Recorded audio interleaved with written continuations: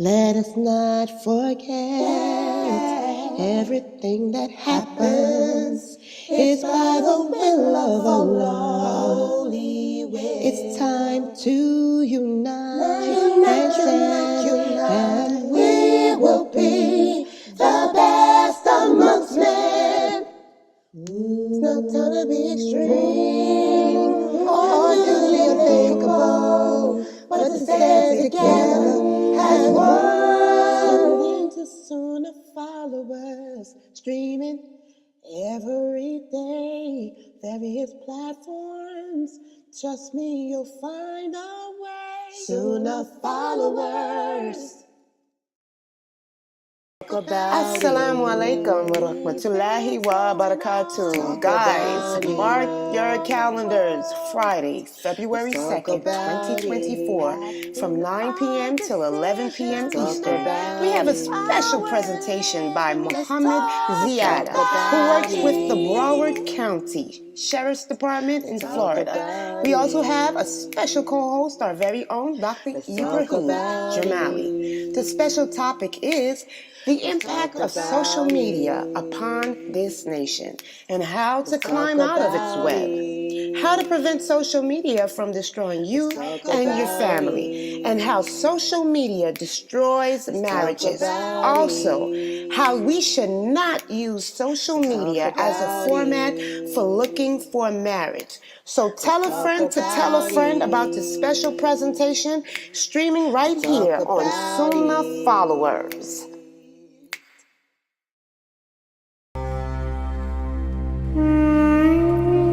She was the first female doctor of Islam, trained by her father as he was trained by his father. Her hospital was attached to the masjid, and she performed the first plastic surgery. Join Ustada Lailanasheeba as she details the magnificent story of Rufaydah. Ina alhamdulillah wa salat wa salam ala wa rasulullah. Welcome to our series entitled Heroines of Islam. Heroines of Islam, and this has become one of our popular series. Why? Because just like the Caliphate of Abu Bakr and our series on the life of the Prophet, sallallahu alaihi wasallam, all three of these series, not only are we teaching you about the Prophet Muhammad sallallahu alaihi wasallam and his companions, but we're also teaching you the history of Islam as well. You know, by learning about these magnificent people, you know, we get to learn how our religion began and how it spread. And this is important. And it also helps to do away with the misconceptions.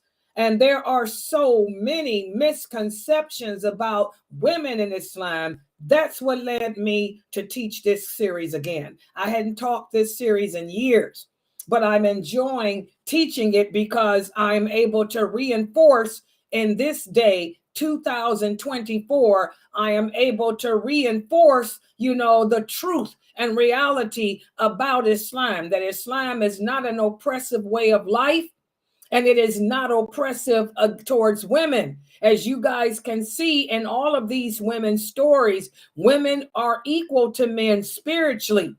The women were right there with the men on the battlefield. They were right there with the men helping to pave the way for us. They were present during the Treaty of Hudaybiyah. They were present during the Prophet's arrival to Medina.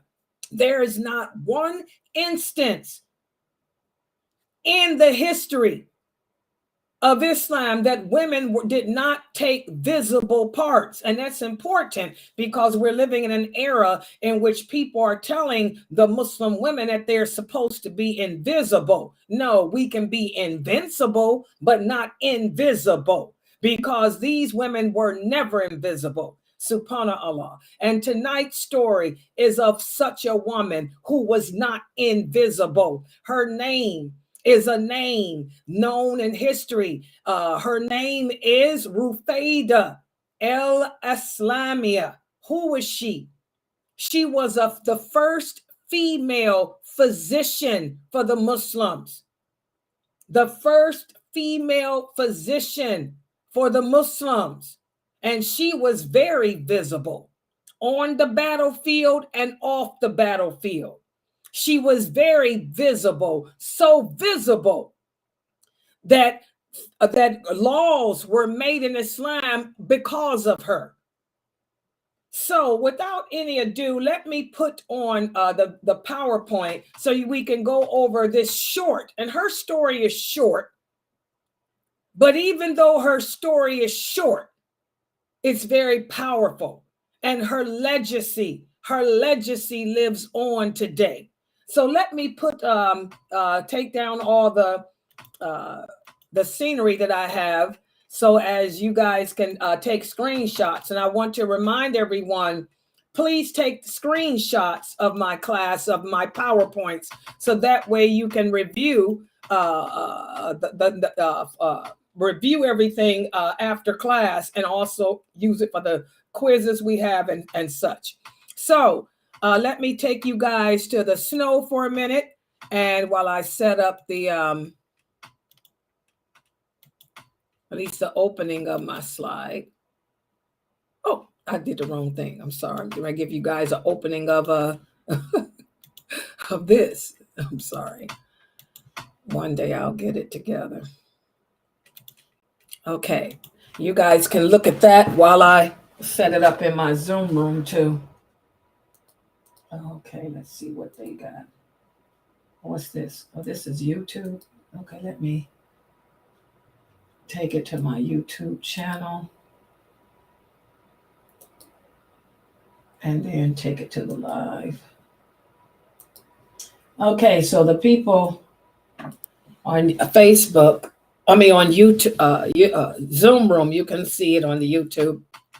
And for everyone else, let's make it large so we can begin this magnificent story of this magnificent woman of Islam, this magnificent heroine of Islam. Hold on, let me take it back.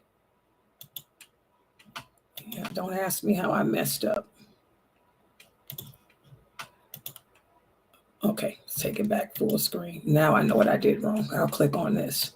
Okay, so inshallah, there it is. Tonight's story is the story of a woman named Rufaydah al Aslamiyah. And you guys have heard mention of her in some of the lectures of Mukhtar.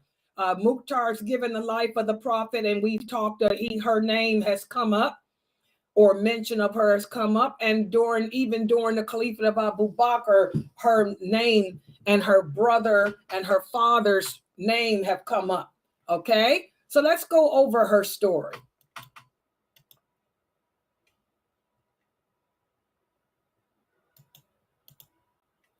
Rufaydah. Oftentimes when people hear her name, they think about what's known as Rufaydah's tent. Rufaydah's tent.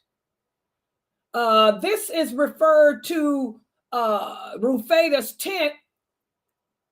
It appeared with the Battle of the Trench, but it was before the Trench Battle too, as I'm going to talk about today. But what happened was on the day of the Battle of the Trench, Mu'adh, who was the messenger of the prophet sent to teach the people in Medina about Islam, Mu'adh was struck with a spear in his vein of his arm, and it turned into a bad wound. And when it happened, the prophet said, take him and let him stay in Rufaydah's tent in the masjid until I return. Let me explain this. When the prophet sallallahu alaihi wasallam moved to Medina from Mecca, the first thing the Muslims did was build the mosque. And after they constructed the mosque, they then constructed the apartments of the prophet. Back then, he was married to Sauda and Aisha radiallahu anha. So he made three apartments. Three apartments were attached to the mosque. The apartment that was the house of Sauda, the apartment that was the house of Aisha, and the third apartment was the house for his other children. And on the other side of the mosque, they also built a hospital. A hospital. A lot of Muslims are not aware of that. But attached to the mosque was not only the homes of the prophet's wives, but also the hospital that the Muslims went to for care. Remember, our Prophet Muhammad stressed the importance of seeking medical attention when you're sick. And the reason why they built that hospital was because when they migrated, when the Quraysh migrated from Mecca to Medina, the change in climate was so different that many of the companions got sick. Remember, Abu Bakr was seriously sick. So was Bilal. And Aisha would go to visit them. So what happened was, since the people were getting sick, they had no place to care for the sick. A little tent wasn't enough. So the prophet ordered that a hospital be built too and attached to the mosque. And they did. And inside that building, they would put tents up to treat the sick in. So when Aisha, radiallahu anha, when you read the hadith in Bukhari, that she went to visit her father when he was ill and Bilal was laying in a cot next to him, they were in the same tent. And who was the person treating them? The person treating them was a man named Asad al Aslamiyah. He was a physician, and his daughter, Rufaydah. Okay? Rufaydah, she was among the first people in Medina to accept Islam. And she came from the tribe of Aslam, which was one of the branches of the Khazraj tribal federation in Medina. Her father's name was Sunnahfollowers al-Aslamiyah. I think you guys heard Mukhtar mention her brother today, Islami. When y'all hear the name al-Aslami, that's her family. That's her brother. This is her father. Her brother was killed during the Battle of the Gardens. Okay? Rufaydah's father was Saud al-Aslamiyah, and he was a doctor. And he also taught Rufaydah the medical science too. Now, back in these days, in the 6th and 7th and 8th century, women worked in the medical field, okay?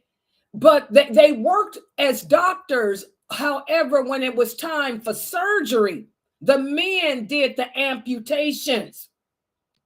So Rufaydah's father trained her to be a physician just like him. This was something passed on by their family. He was a physician. His father was a physician, and his father was a physician. That's how it went. So Rufaydah, at a very young age, was trained in the art of medicine, and she devoted herself to nursing and taking care of sick people. And she replaced her father and became an expert physician.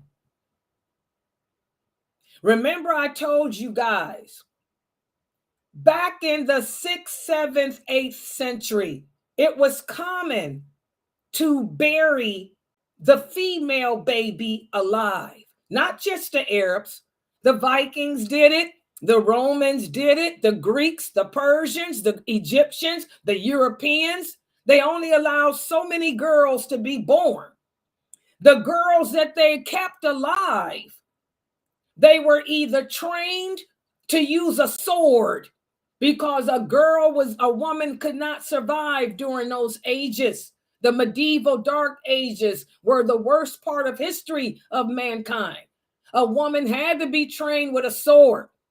And for those women that couldn't work a sword good, what were they trained in? The art of poison. The art of poison. The art of poison. Well, with the Arabs, all the women that were allowed to live were trained to work a sword. And Rufaydah was amongst the ones because of who her family was. She not only could wield a sword, but she also was trained in medicine and poison too. She knew how to concoct poison too, but she was a physician. Okay, her father trained her to become a physician. And again, back in those days, the women didn't do the surgeries and amputations. Instead, they would assist. Rufaydah practiced her skills in the hospital, in the field. What would happen is back in the 6th, 7th, 8th century, even with the Europeans, if you guys watch those movies about Arthur, King Arthur, or even if you guys watch that show on TV, Wheel of Time or whatever, back in that era, whenever there was a battle, there was always a company assigned to the medicine to treat the wounded, and they would set tents up on the battlefield. The tent would be where the wounded would be carried to be cared for. Well, that's what Rufaydah did. Whenever there was a battle, the prophet had any battle, even the battle of Badr, she would go out in the field and set up a tent to help take care of the wounded. And if the people were seriously wounded, if a person was seriously wounded, they would put the person on a stretcher and carry him back or carry her back to the hospital attached to the mosque so her father could do whatever amputations were needed. And this is how it did. And so the Prophet Muhammad sallallahu alaihi wasallam, for all his battles, she would go out on the battlefield with them and she would set up her tent. And the Prophet would order all wounded people, whoever was injured or wounded, to be carried to her tent so she could treat them. That's why the Prophet says in so many hadiths, whenever you get sick, seek medical attention and don't pretend to be a doctor if you're not. He said, anyone who pretends to be a doctor and you're not, and you treat a person and the person gets worse, you have the curse of Allah on you. The Prophet was all about medicine, taking medicine and seeking the advice of a physician. It's also documented in the Islamic archives that Rufaydah provided care to the injured soldiers whenever they went out to fight, as well as providing shelter from the wind and the heat of the harsh desert for the dying. So if they would get hurt, they come to her tents, and she and her nurses, her team of nurses, would provide a wind and a shelter from the wind and the heat. Also, guys, many people don't know this. Rufaydah, radiallahu anha, she actually spent out of her own money. She paid for the medical services using her own money. So she didn't charge consultation fees. She didn't charge medical fees. Neither did her father. Instead, she spent generously and hoped to get her reward from Allah alone. And she was present with many of the battles of the companions fought in. Okay, so I just want y'all to know, and you will read about her in many hadiths. When you read about the different battles, her name will come up in Bukhari, Muslim, and the other hadiths. Rufaydah, she implemented her clinical skills and medical experience into developing the first ever. She had the first ever, and this is documented by the non-Muslims too. She created the first ever mobile care unit that was able to meet the medical needs of the community. The scope of the majority of her work in her organized medical command consisted of hygiene and stabilization methods for the patients until they could be taken back to the hospital for more invasive medical procedures. And during the military expeditions, Rufaydah led groups of volunteer nurses who went on the battlefield to treat the casualties. She was there for all the battles, including the Battle of the Trench, Khaybar, and others. So when you read those hadiths in Bukhari and Muslim of Aisha radiallahu anha, Sauda radiallahu anha, Safiya radiallahu anha, who was mad, the Prophet's aunt Safiya, who was mad because the Prophet told her that he didn't need her to fight. So, okay, I volunteered to work the field. They were all working underneath Rufaydah as nurses. And when you read the biography of the Prophet, you see that there were a number of female companions who went out to the battlefields to take care of the wounded and give them water. But it was Rufaydah's tent that specialized in this expertise and also treated the injured. Remember, we went over the story of Aisha, how it's even mentioned in Sahih Bukhari, how when the Battle of Badr was taking place, Aisha was jumping and running over had to raise up her shift to get, because so many bodies were falling, and she was trying to get to them, to get them out of the desert's heat, to take them to the tent, to Rufaydah's tent, so they could be sheltered from the wind. Also in Rufaydah's tent, she kept surgical equipment, such as bandages for dressing wounds, special food, and many nurses. And of course, Aisha was one. So, you know, many of the female companions, guys, like I tell you guys, they didn't sit at home twiddling their thumbs while their men fought. Either they were out there on the battlefield fighting with them, or many of them had volunteered after being trained, because Rufaydah trained them.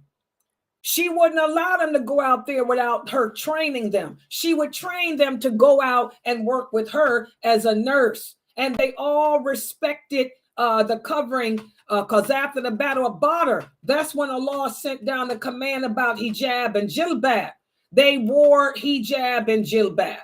And by the way, this picture here, this is how they most likely dressed in the 7th century.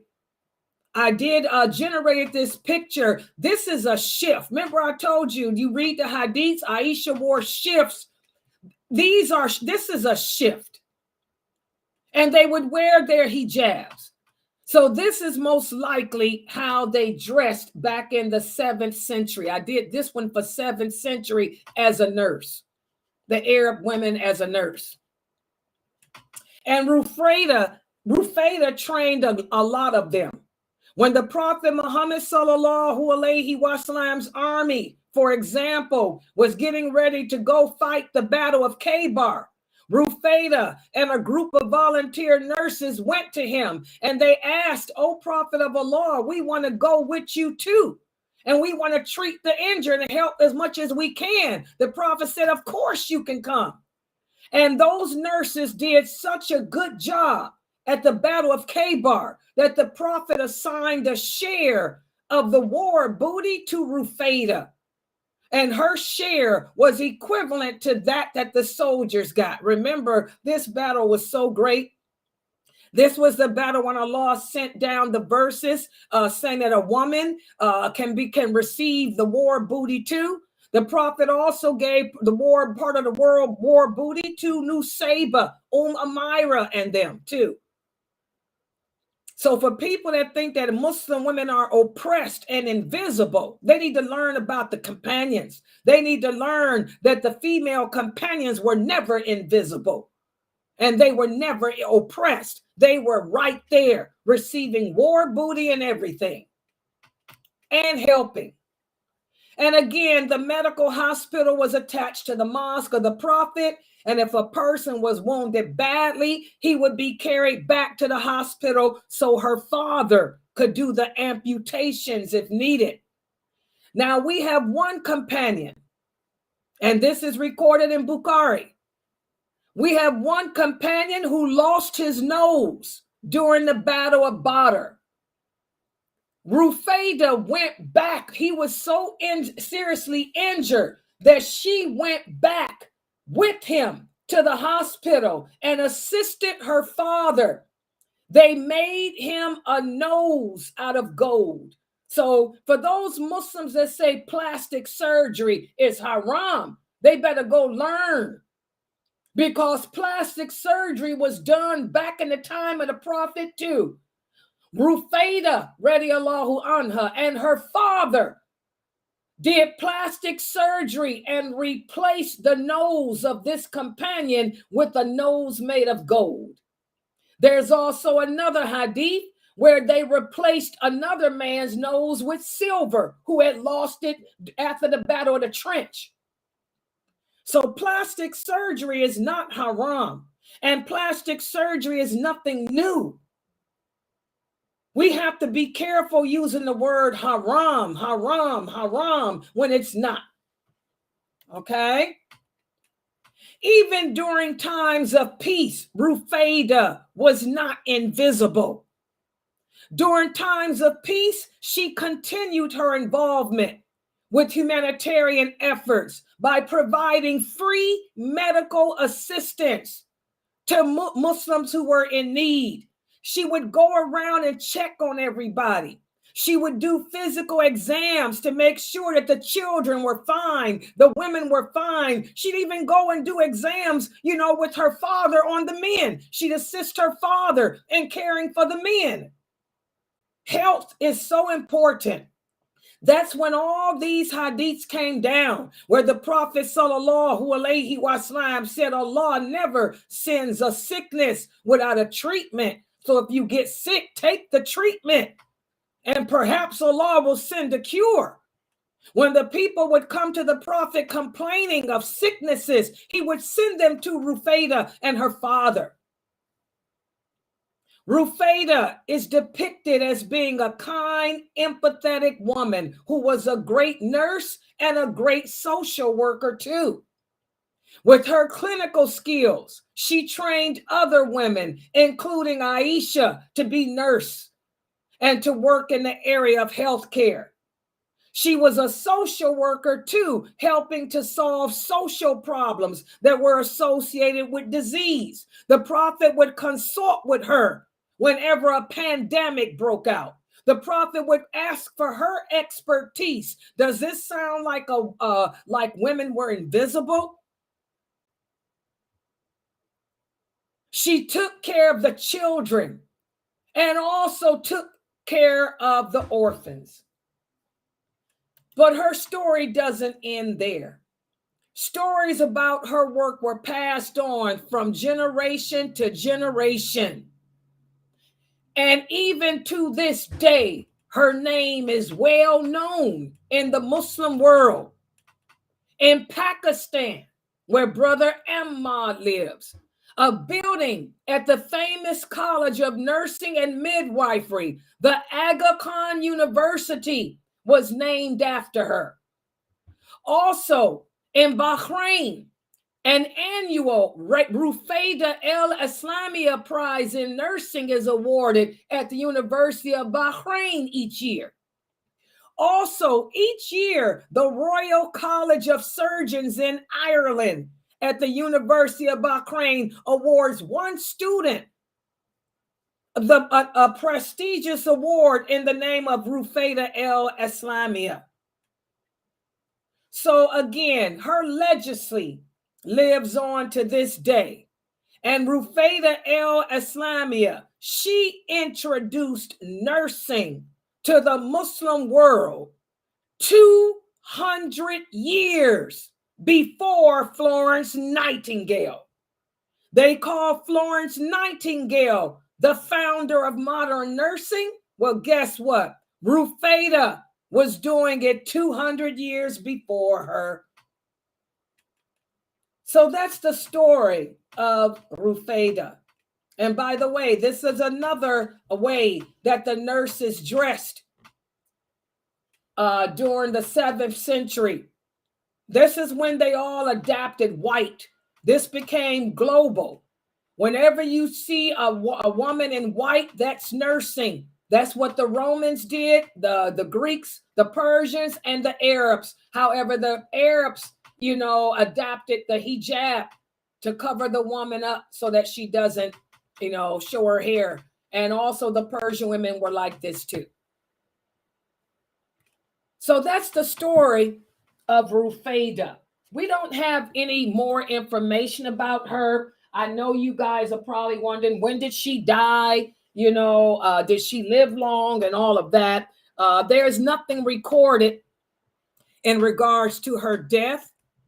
All we know is her legacy. Her legacy lives on today. They got a lot of hospitals named after her. I was told too that there's a hospital a clinic named after her in Abu Dhabi. So and they also have something named after her in Saudi Arabia too. So her legacy is great. All right. So I'm going to stop right here. Subhanaka Allahumma wa bihamdika ashhadu an la ilaha illa anta astaghfiruka wa atubu ilayk. Are there any questions or comments? Medicine is nothing new. They took medicine back in the Prophet's days. You got sick, he'd send you to Rufaydah and her father. He'd send you to the clinic. Any questions? How there's no, there's a role model for everyone in Islam. Like, okay, you don't want to be a warrior, go be a nurse. Like here, there's a lot of different professions and like women who embrace these professions that little girls can look up to.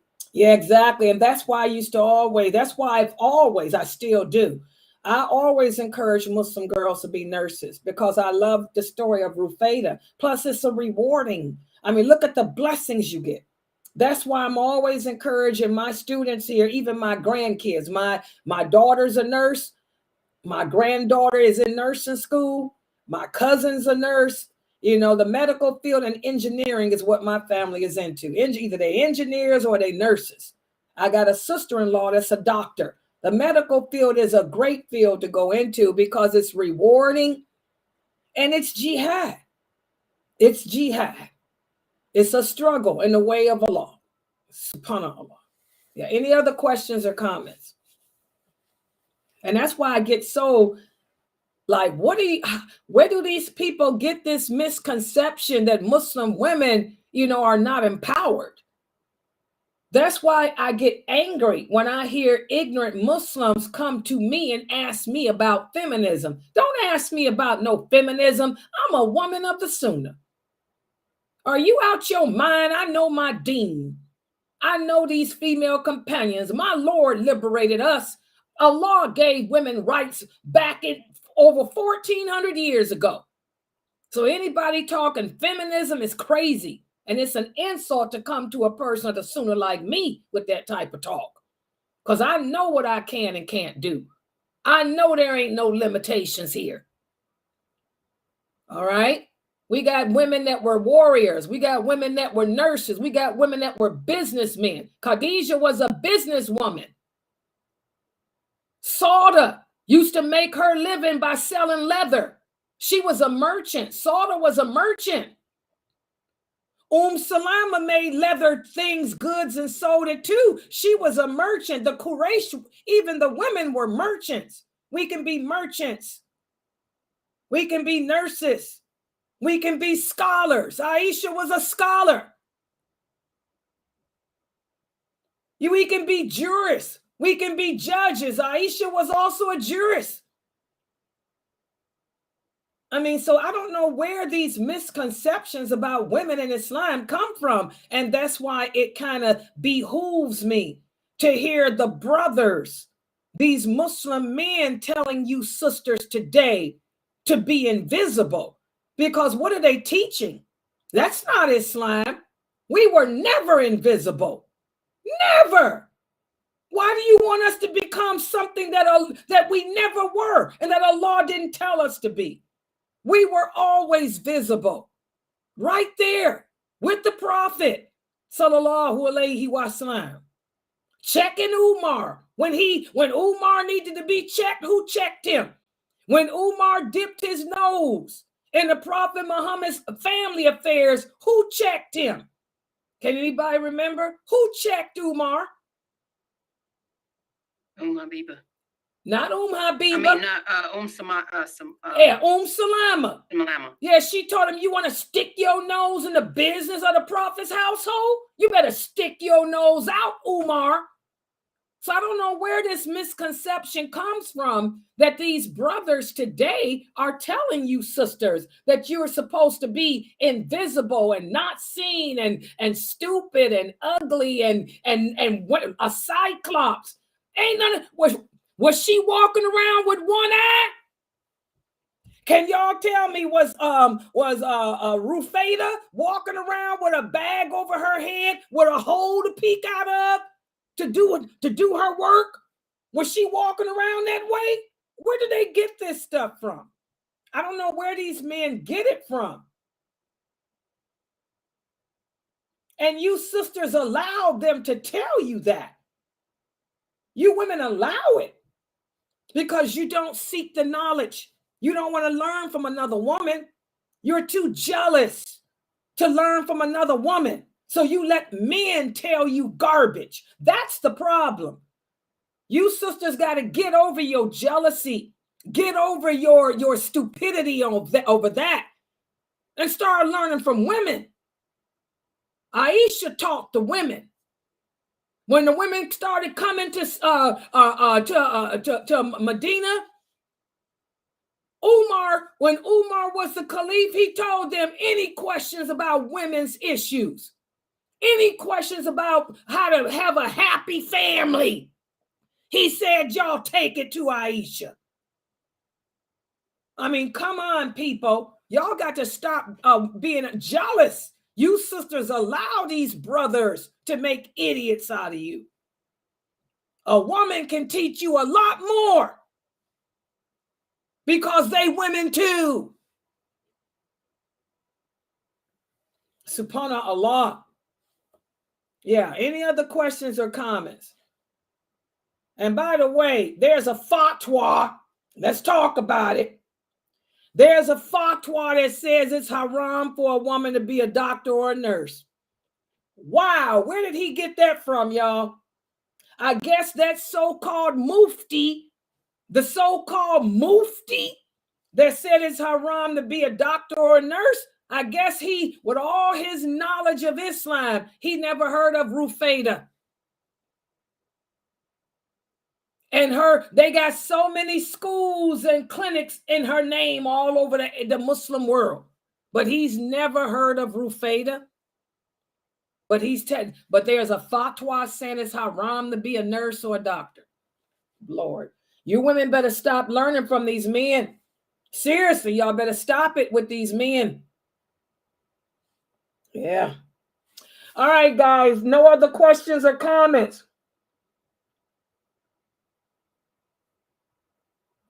Okay, inshallah, we're going to close. Oh, don't forget, guys, Thursday. What is the day? Wednesday. Friday.